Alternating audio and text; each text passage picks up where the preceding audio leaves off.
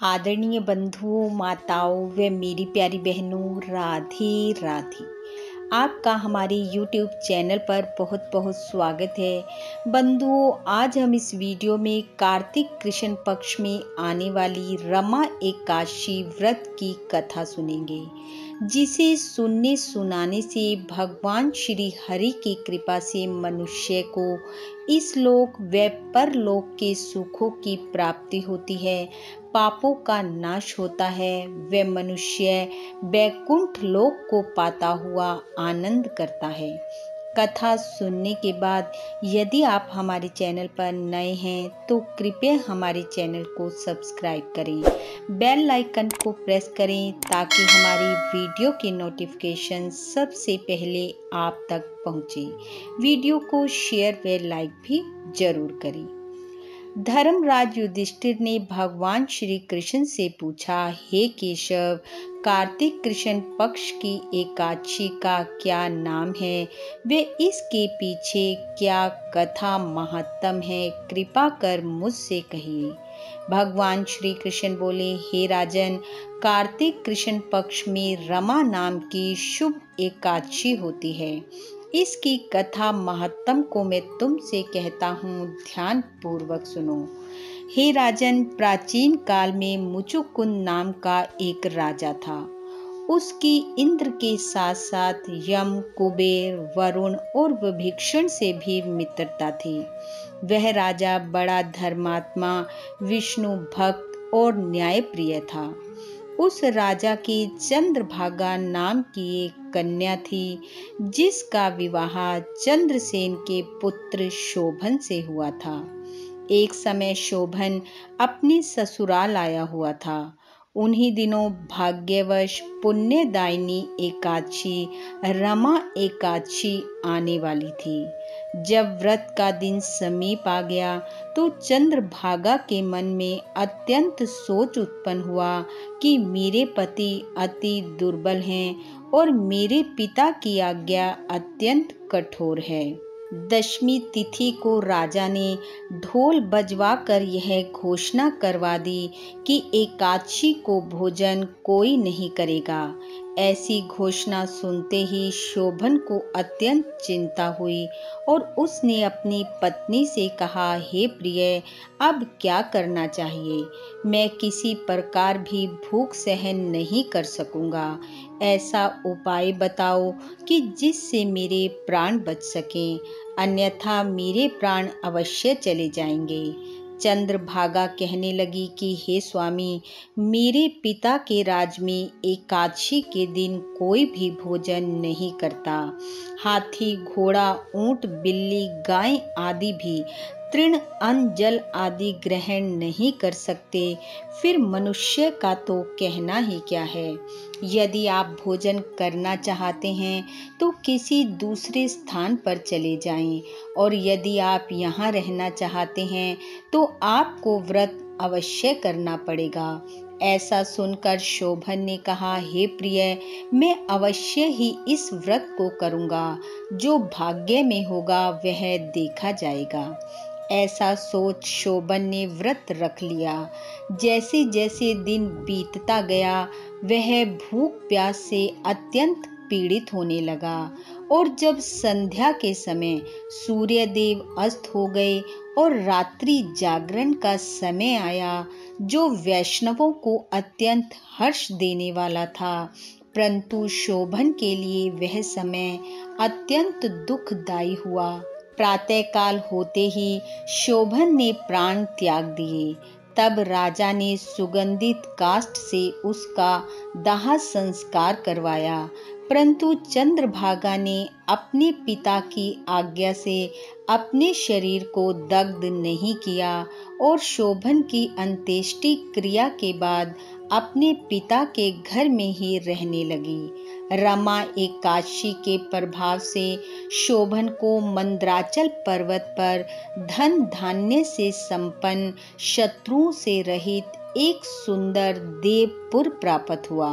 वह अत्यंत सुंदर रतन और वैदर्य मणि जड़ित स्वर्ण के खंभों पर निर्मित अनेक प्रकार की स्फटिक मणियों से सुशोभित भवन में बहुमूल्य वस्त्र आभूषणों तथा छतर व चंवर से विभूषित गंधर्व और अप्सराओं से युक्त सिंहासन पर आरूढ़ ऐसा शोभायमान होता था मानो दूसरा इंद्र विराजमान हो रहा हो। एक समय मुचुकुंद के नगर में रहने वाला एक सोम शर्मा नामक ब्राह्मण तीर्थ यात्रा करता हुआ उधर जा निकला और उसने शोभन को पहचान लिया कि यह तो राजा का जमाई शोभन है। सोम शर्मा उसके निकट गया।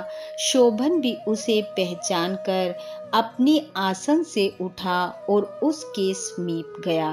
प्रणाम करके कुशल प्रश्न किया।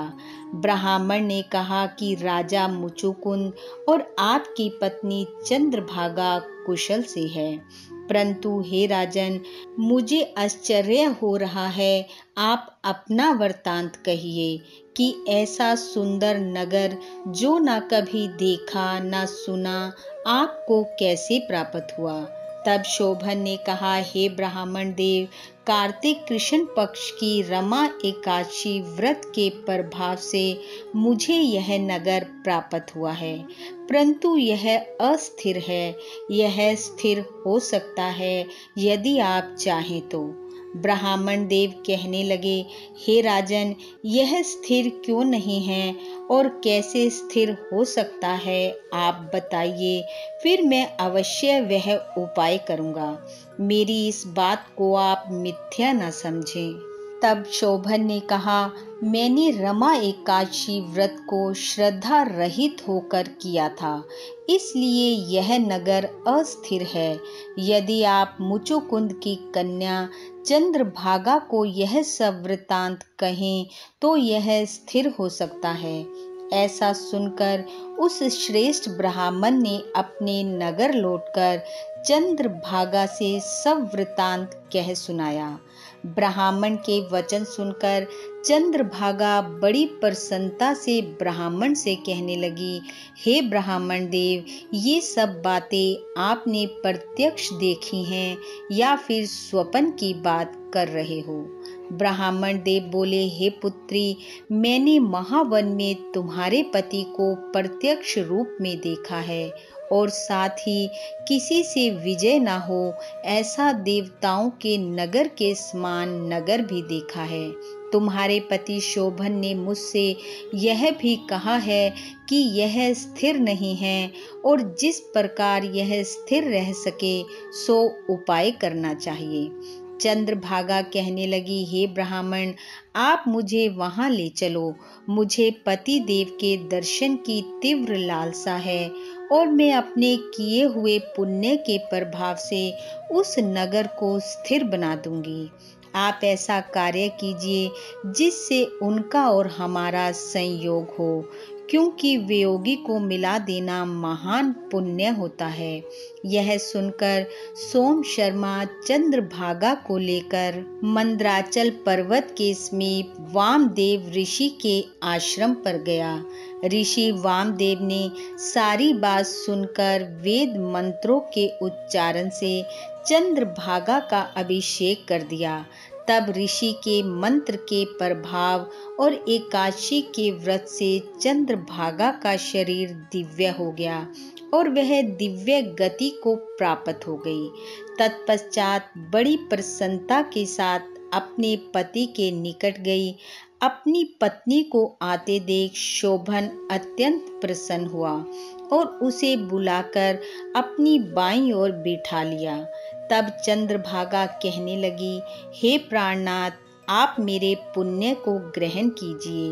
अपने पिता के घर जब मैं 8 वर्ष की थी तब से विधि पूर्वक एकादशी के व्रत को श्रद्धा पूर्वक करती आ रही हूँ। इस पुण्य के प्रभाव से आपका यह नगर स्थिर हो जाएगा तथा समस्त सुखों से ओतप्रोत होकर प्रलय के अंत तक रहेगा और तब चंद्रभागा बहुमूल्य आभूषणों व वस्त्रों से सुसज्जित होकर अपने पति के साथ आनंद पूर्वक रहने लगी।